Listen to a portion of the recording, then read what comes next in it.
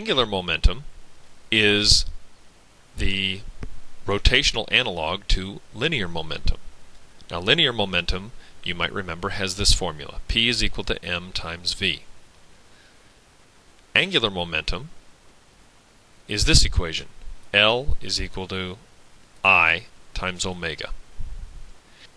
Angular momentum, symbolized by capital letter L, have no idea why that is, but the moment of inertia is symbolized by capital I, and the angular speed, or the angular velocity, is symbolized by this Greek letter omega.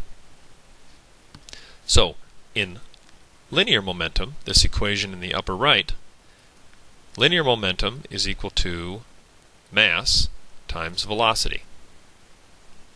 Angular momentum is equal to moment of inertia times angular velocity. The unit for angular momentum is simply the product of the moment of inertia and the angular speed. Kilogram meter squared times radians per second. We leave off the radians, and the units for angular momentum are kilogram meter squared per second. So let's do an example problem. If the mass of the Earth is 6.0 times 10 to the 24th kilograms, and its mean radius is 6.4 times 10 to the 6th meters, find the magnitude of the angular momentum of the Earth as it spins on its axis. So, to find the angular momentum, you can see this equation in yellow at the top. We're going to need the moment of inertia, and we're going to need the angular speed.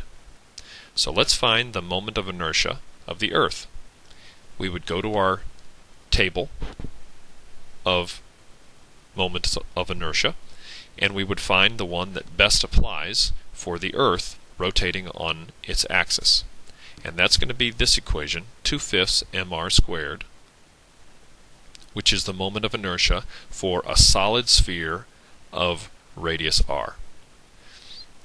Now, the Earth is not a solid uniform sphere, and it doesn't have a uniform radius, but that's the best estimate that we've got. So, kilograms is the right unit for mass, meters is the right unit for the radius. When we find out what that number is, we get 9.83 times 10 to the 37th kilogram meter squared.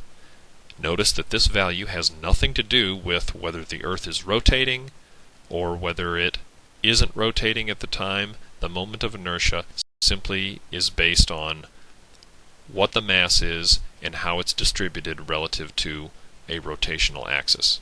The angular speed of the Earth is 2 pi radians every 24 hours. The Earth goes one complete rotation every 24 hours. So let's turn that into radians per second. Using this conversion, 1 hour is 3,600 seconds. That gives us the angular speed of the Earth in radians per second. So the angular momentum is 7.1 times 10 to the 33rd kilogram meters squared per second.